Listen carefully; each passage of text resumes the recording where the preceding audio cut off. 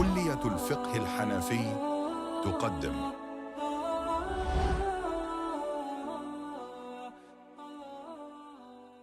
بسم الله الرحمن الرحيم. الحمد لله وحده والصلاة والسلام على من لا نبي بعده. أما بعد.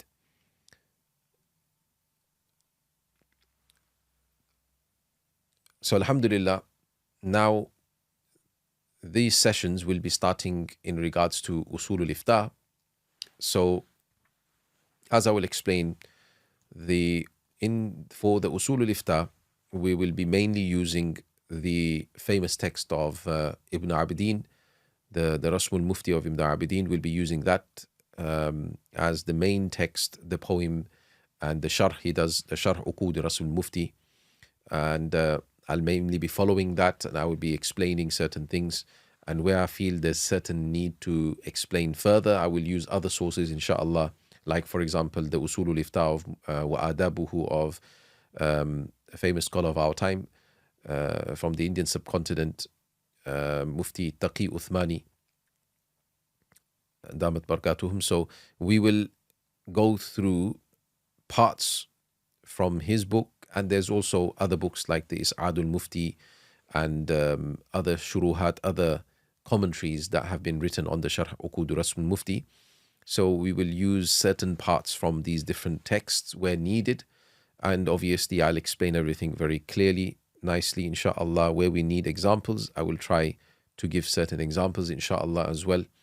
So today what we'll do is we'll just go through the first parts of the rusum, the usul, you can say, of the Iftah.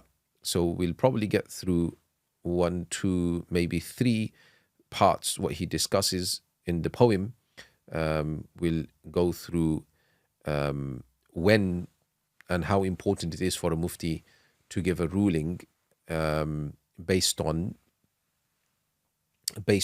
the preponderant opinion. So how important is it to give a ruling on the preponderant opinion? Can you give a ruling based on the marjuh, non-preponderant opinion? Can you do that? Is that allowed? So we'll go through that, inshallah. We'll go through certain quotes from various scholars from various schools as well, to try to understand what they have to say about this. And then obviously, because we're talking about preponderance and the scholars who preponderate, then we need to then know who the scholars of preponderance are. So we'll go through a categorization of scholars that Ibn Kamal Basha famously has categorized, has mentioned, which Ibn Abidin discusses. He uses this categorization, and many scholars have used these categorizations. Inshallah, we'll go through all of that today, inshallah, and we should finish there.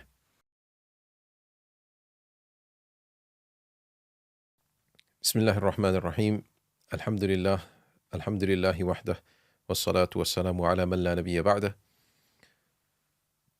So, starting with the Usul al-Iftah here.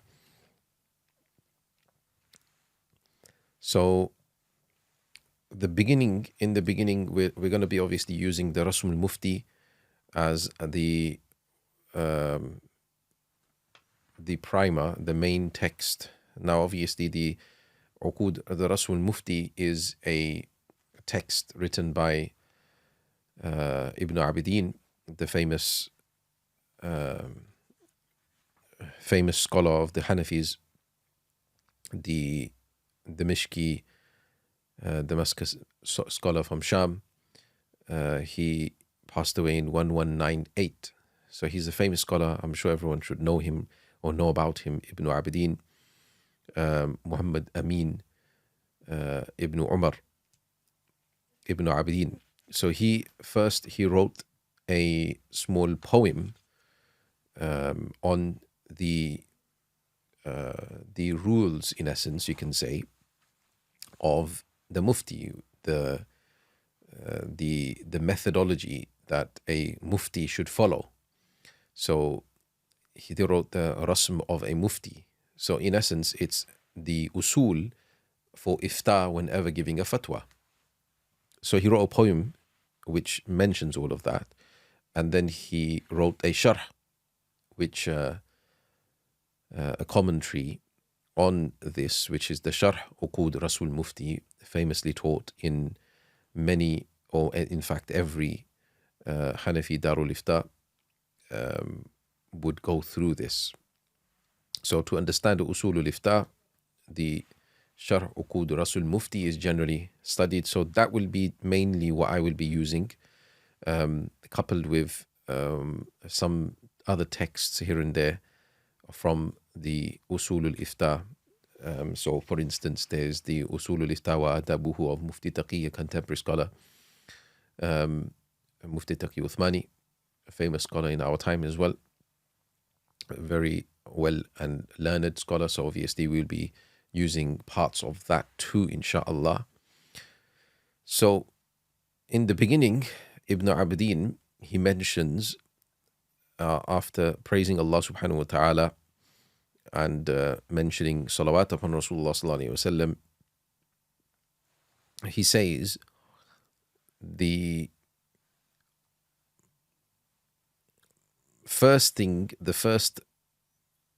principle, in essence, or the first rule, as we should say, that he mentions is, he says, اعلم بأن الواجب اتباع ما ترجيحه عن أهله قد علم. He says that it's necessary to follow the preponderance of that which those people who are entitled, those people who are eligible, have done the preponderance of. So the scholars of preponderance who have preponderated a certain ruling, they have said this ruling is preponderant. This is the ruling that we should go by. It is necessary, it's wajib, to follow that when that is known, when that can be understood. So that's the first thing he mentions. And then he says the second thing also to take in mind, he mentions straight after that, أو كان ظاهر الرواية ولم يرجه خلاف ذلك فاعلم. Or the second thing is that it is the ظاهر الرواية. So all of these terms I'll be explaining inshallah as we go along this lesson, but this is just to understand what he says in the poem first. So he says, or it is the manifest transmission, and they did not, meaning the fuqaha of preponderance, did not give preponderance to anything contrary to that. So suggesting that when something is the manifest transmission, but the fuqaha gave preponderance to another opinion, then that will then be looked at. That's the one that we will be following rather than following the manifest transmission. So that's what he starts off with. So now that's the poem part he mentions, and then he goes on to do sharh, to in essence commentate upon this. So he says, firstly, that it's wajib upon whoever intends to either practice for themselves or give fatwa to somebody else. It's necessary to follow the opinion which is preponderant according to the scholars of the madhab, the scholars of preponderance in the madhab, in our school. And it won't be permissible for somebody to either do amal, to practice for themselves, or to give fatwa to somebody on a opinion which is preponderated, in essence, something which is marjuh,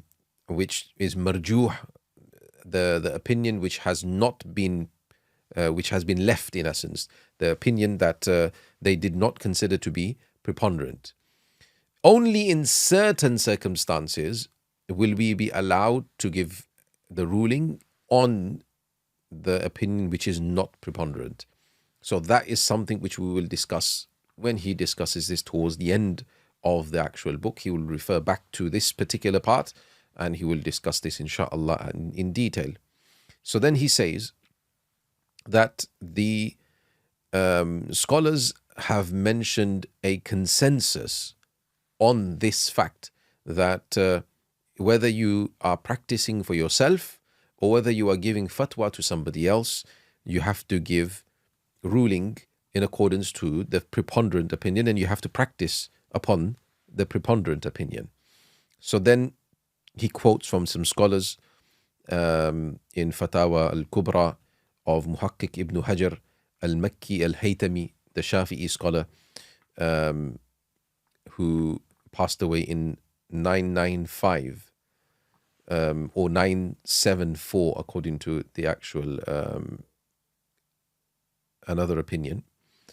So he says that he mentions in the Zawaidur Rawda is a book that that it won't be permissible for a mufti or the person who is doing amal, for they're practicing themselves, to give fatwa or to do amal on whatever they wish of the opinions, or whatever they consider to be something that they should be following. It's not permissible for a person to do that. And he says this is something which there is no difference of opinion in. There's no difference of opinion in this. So this is one quote from a Shafi'i scholar he does. And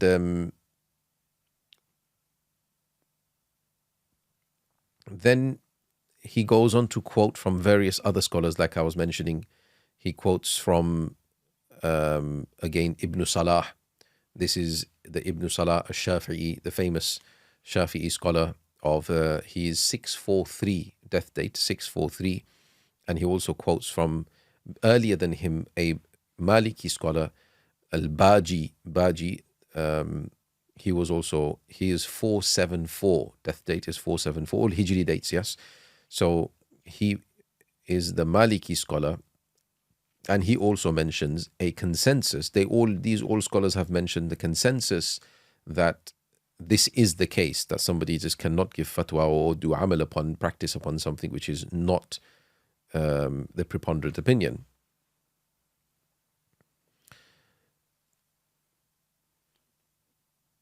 The reasons mentioned by the likes of other scholars like Qarafi, who is a Maliki scholar, 684 death date, and he says that the reason for this is because if a person does do so, then in simple terms they will be following their own desires. Because what other reason do you have to give a ruling on that other non-preponderant opinion? And following the desires is clearly, it's haram by consensus. So he's very strict in the way he's tackling this. And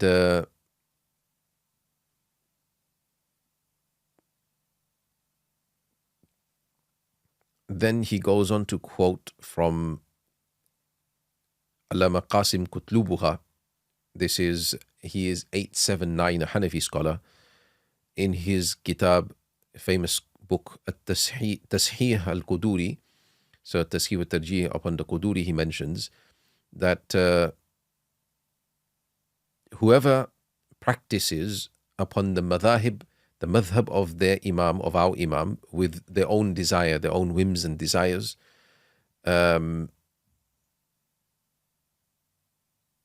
so he says that he heard somebody from amongst the judges actually saying, is there any problem in that?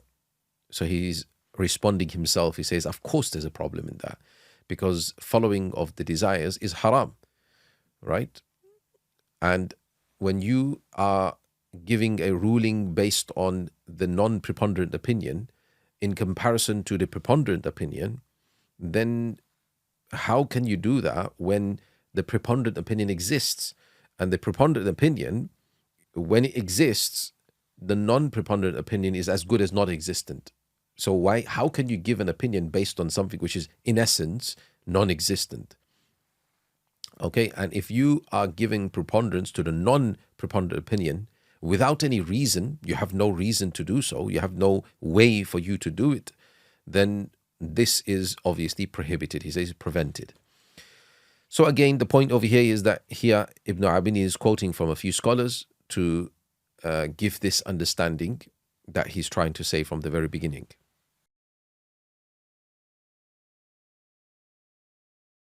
Now Ibn Abidin continues to state that in the book Kitab al-Usul of Ibrahim bin Ali al-Ya'muri, whose 799 death date, that a person who doesn't know the the actual opinion.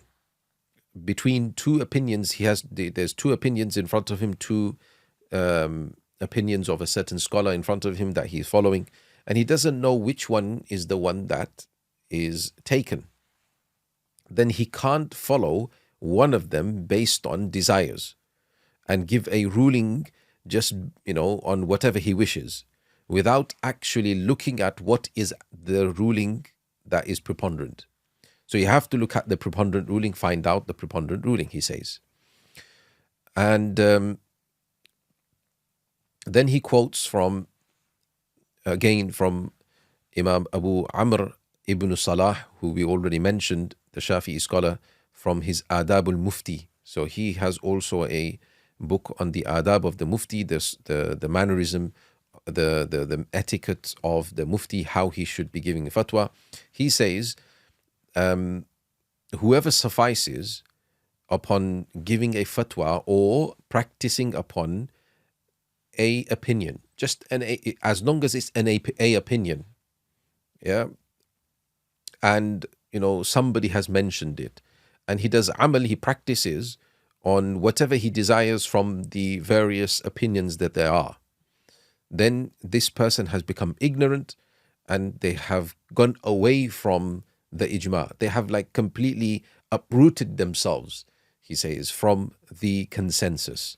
So you could see the scholars were very strict when it comes to making sure that when we practice and when we give fatwa, we give in accordance to that which is the rajih, the preponderant opinion.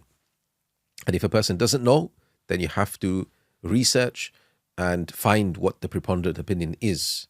So that is very important here, as we can understand from all of these quotes from these scholars. Then he also quotes from Allama Baji, who we mentioned already, that an incident occurred. So he mentions an incident that occurred for him. So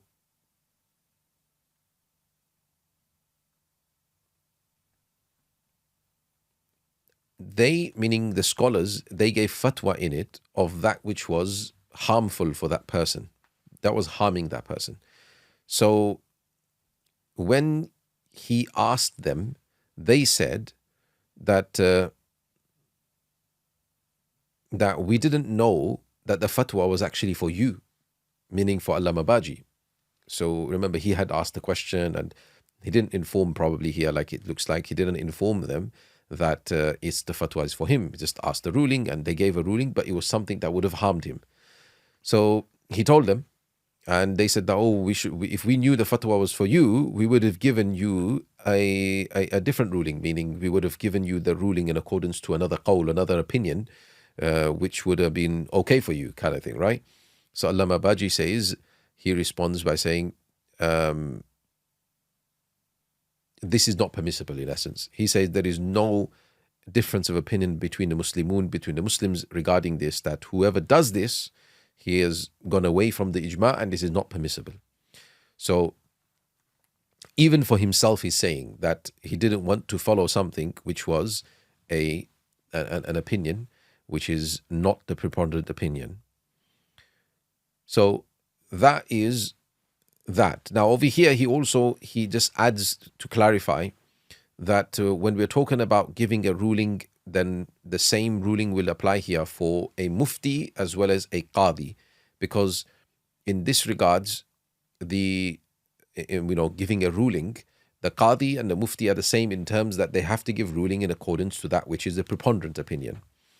Obviously, there is difference between a qadi and a mufti. That's something that we need to know, obviously, that a mufti is not a qadi and a qadi is not a mufti. Yeah? So the person who issues a fatwa, the jurist, is not the judge. The judge is not the jurist.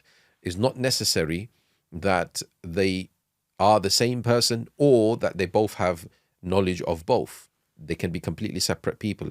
So the mufti, when he issues a fatwa, he is issuing a ruling. He doesn't enforce the ruling. Whereas the qadi, he will enforce the ruling.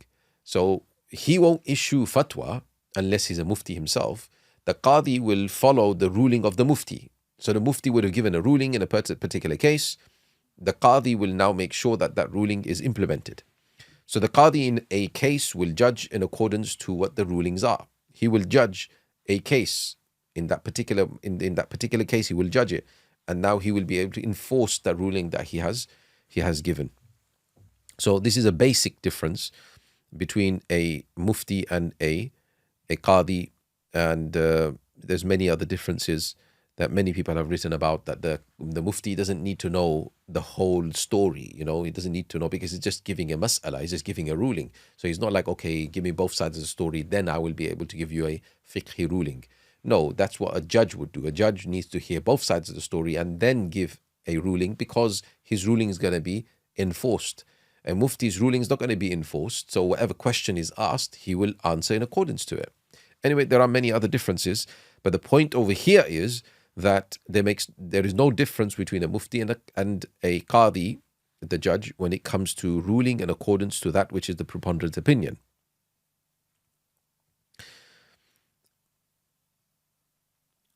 Now,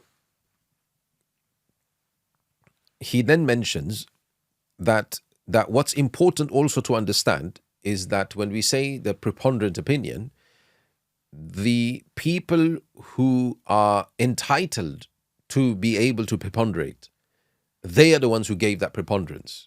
It can't just be a preponderate, something which anybody preponderated, or somebody who was not of that caliber, of that level. They preponderated, but they weren't of that level. Why are you going by somebody's preponderance who's not of that level? So it has to be preponderance of somebody who meets that criteria, who is of that caliber, that they were able to preponderate, and they're the ones who preponderated here. So that is important to understand.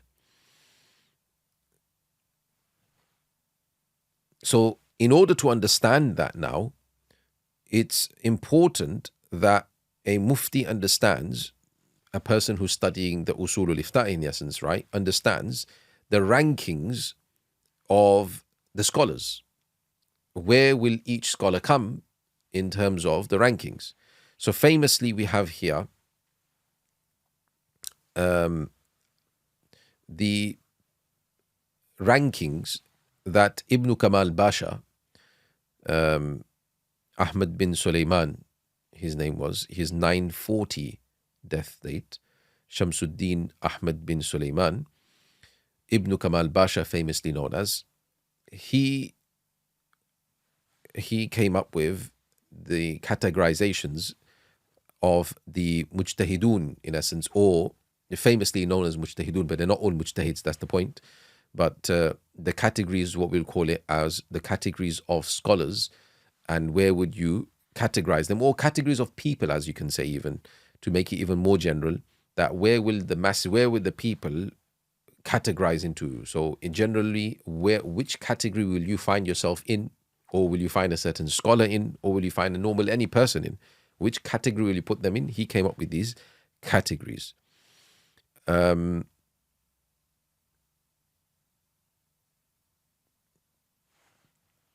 if a person knows this, then a person will know whether, obviously, this scholar's preponderance is worthy of being taken. So this is the tabaqat of the fuqaha. This is obviously the tabaqat al-fuqaha of the Hanafiya, because other schools will have different tabaqat, which I'll briefly mention maybe, but these are the rankings, the stages of the scholars. So there are 7 categories that he mentions. So the first category is the category of the mujtahid fi shar'. This rank, the status of the mujtahid fi shar', meaning a person who is a mujtahid, obviously a person, he is able to make their own ijtihad, and they are doing this own ijtihad in Shari'a, meaning they are coming up with Shari'i rulings. So this is like the ranking of the 4 Imams, the 4 famous Imams. Imam Abu Hanifa, Imam Shafi'i, Imam Malik, and Imam Ahmad rahimahullah. And anybody that was upon the same methodology of theirs, in terms of making their own usul of the madhab, as well as making their own furu' of the madhab. So they didn't follow anybody, in essence, in terms of they didn't do taqleed of anybody. They didn't follow anybody in the usul or the furu' of their madhab that they have come up with. So this is the ranking of the mujtahid fi shar'. That's the highest status, the top status, as you can understand, that the imams will receive, according to what Ibn Kamal Basha mentions as the first ranking of the scholars.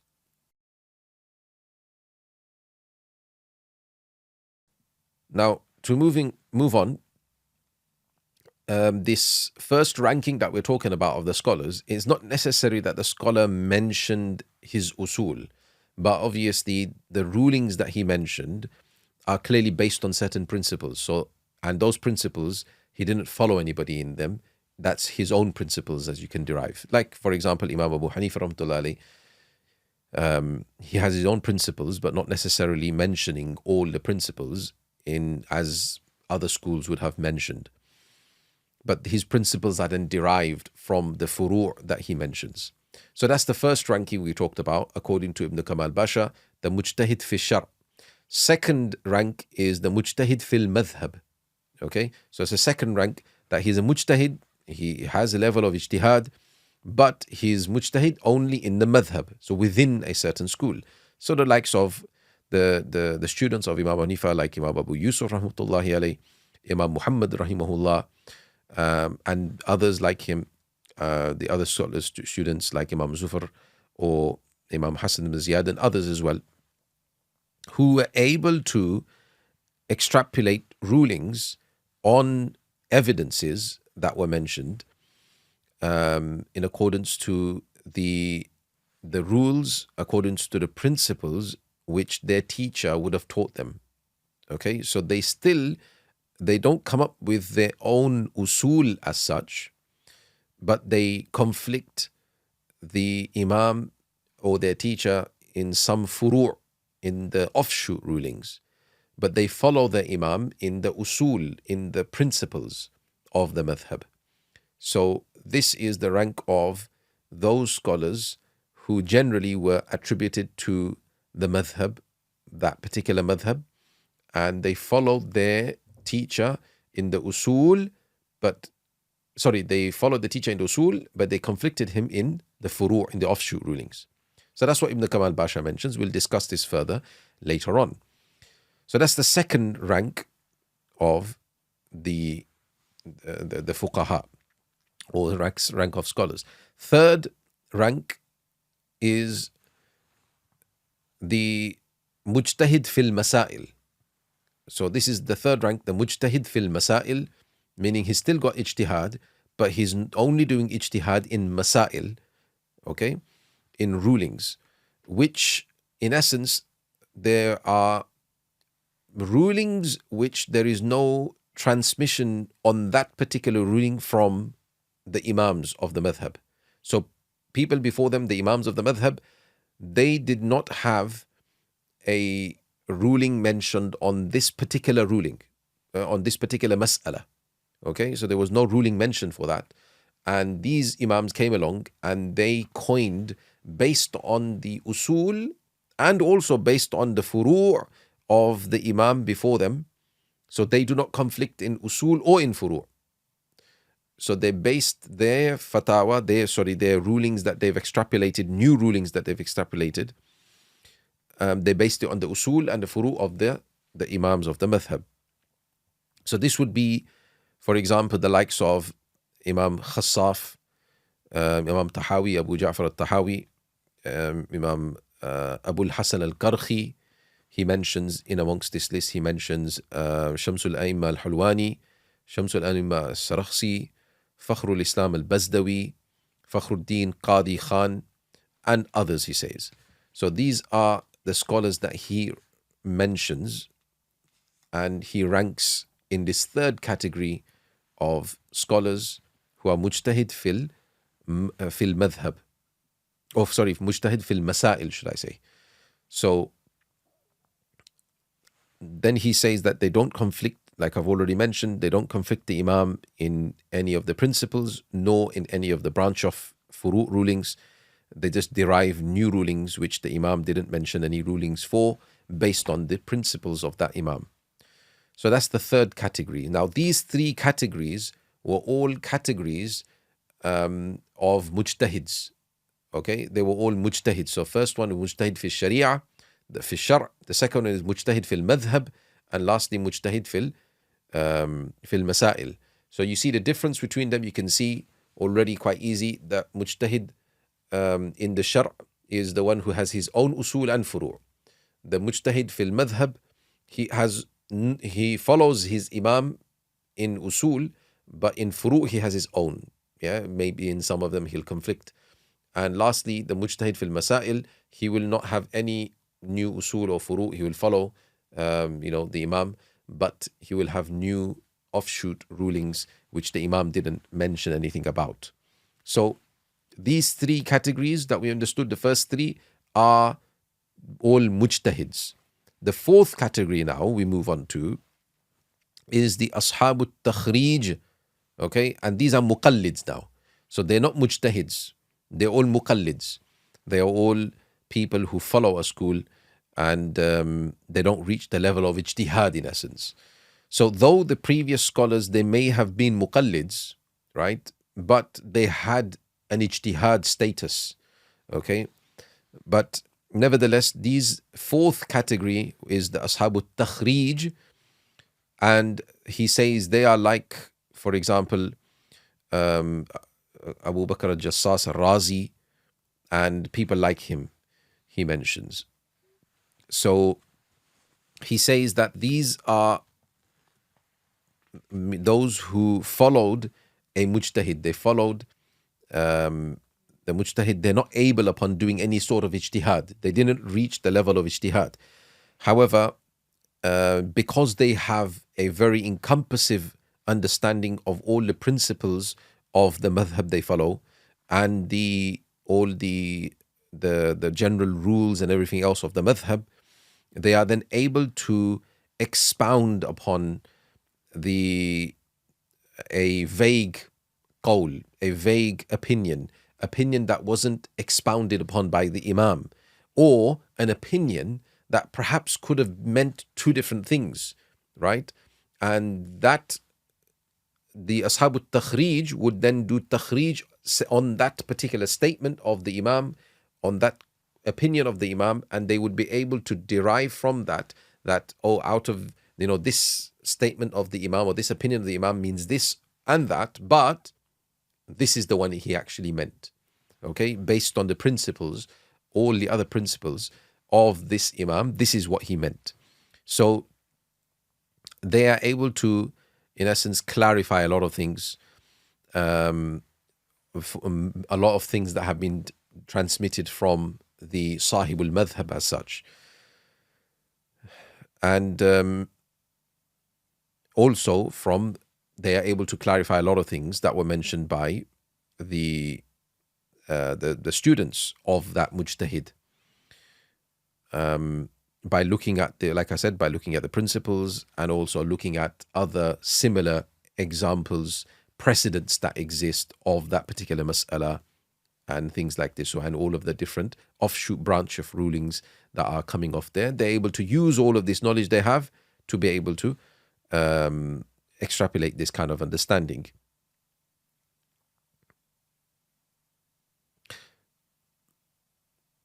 So Allama Karhi does do a lot of that, though he mentioned Allama Karhi in the previous status of mujtahid. Allama Karhi does do this as well, and he mentions that Allama Razi, like I mentioned, Abu Bakr al-Jassas al-Razi, he also does this. So this is the fourth level that we've talked about. The next fifth level ranking of scholars is the Ashabut Tarjih. Again, these are all muqallids. Tarjih, now this is the one we were talking about, the main one that we wanted to have this whole discussion because of, which is the people of preponderance. So those scholars, like for example, Abu al-Hasan al-Quduri, Allama Quduri, or Sahib al-Hidayah, Allama Marghinani, and others like them, those who gave preponderance. So they, in essence, all they do is they, out of the multiple transmissions they may be, they will give preference to one opinion, as the name suggests of it, they will give preference to one opinion over another. So they'll say, this is the opinion that is preponderated. This is the one that makes more sense, or this is the one that is backed up by more evidences, or whatever reason. There's multiple reasons which we'll pray later as to why they preponderate opinion. This will all come, detail of it will come later on, but they preponderate an opinion based on certain reasons, and these scholars who reach that level, they are the Ashab al-Tarjih in essence.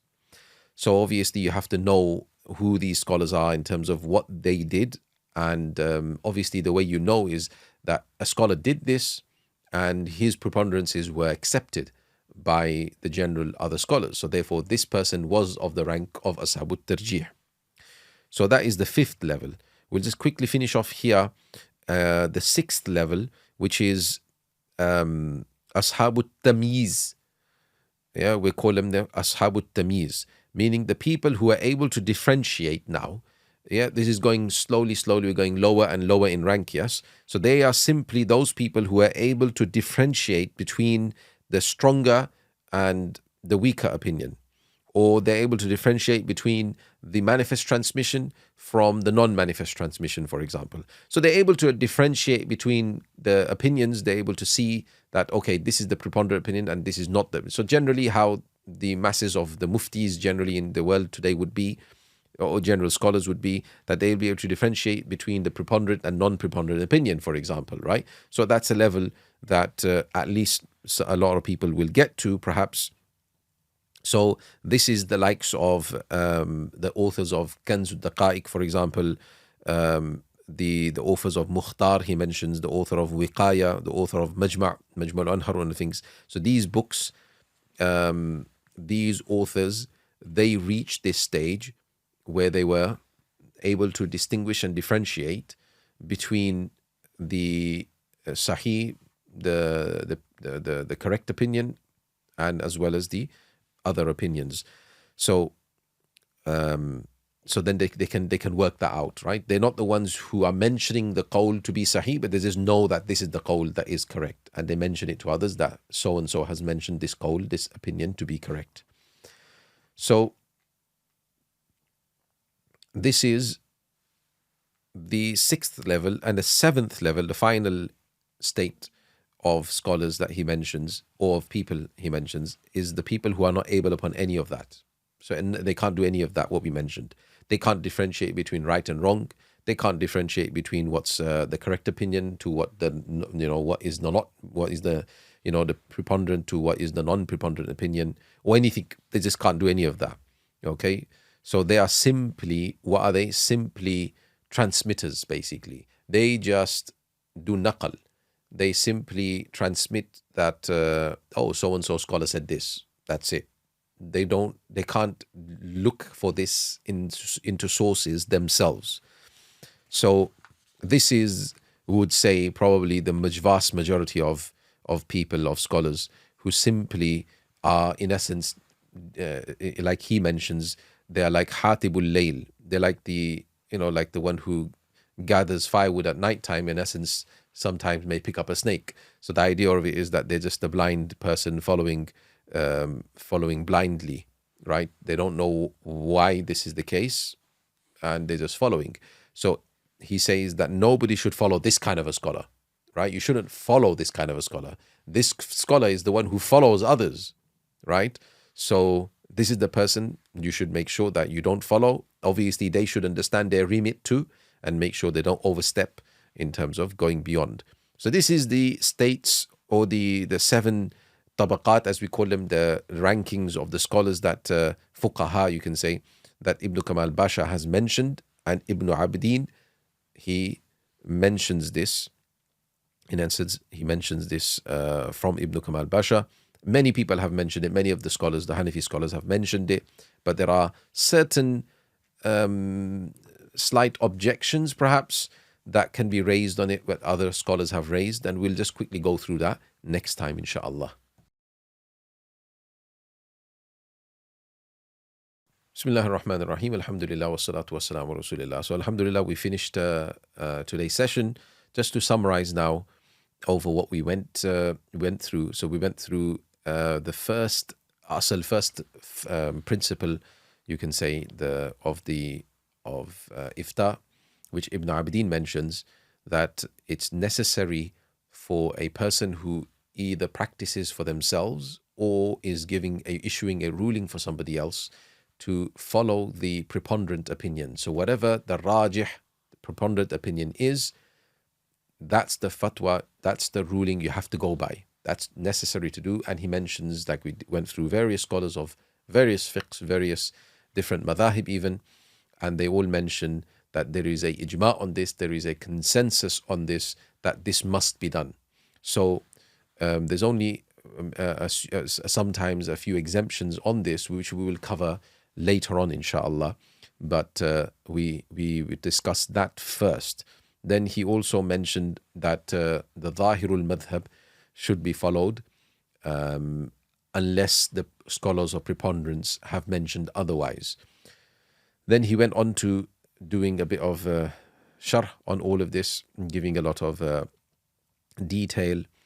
And he mentioned that obviously, because we need to give a fatwa based on the scholars that preponderated a certain opinion, then we need to know the scholars of preponderance. Then we need to know who are these scholars of preponderance. So then he went through the tabaqatul fuqaha, the categories of the fuqaha, the 7 categories that Ibn Kamal Basha has come up with. And so they are, the first is the mujtahid fi shar', the likes of the a'imma. The second is the mujtahid fil madhab, the likes of the like he puts down as categorizing the sahibain and so on, the students of the imams in this category. The third category he mentions the mujtahid fil masail. So they are coming up with new masail that the imams didn't mention, but based on the usul and furu of the imam. So these are the first three categories who are mujtahids. Then comes the next category, the fourth category, which is no longer mujtahids anymore, the ashabut takhrij. So they are the ones who are extrapolating and clarifying certain vague rulings, or certain rulings that were possibles, that it could be this or that. So they went and clarified based on their knowledge of the usul of the madhab and the furu of the madhab.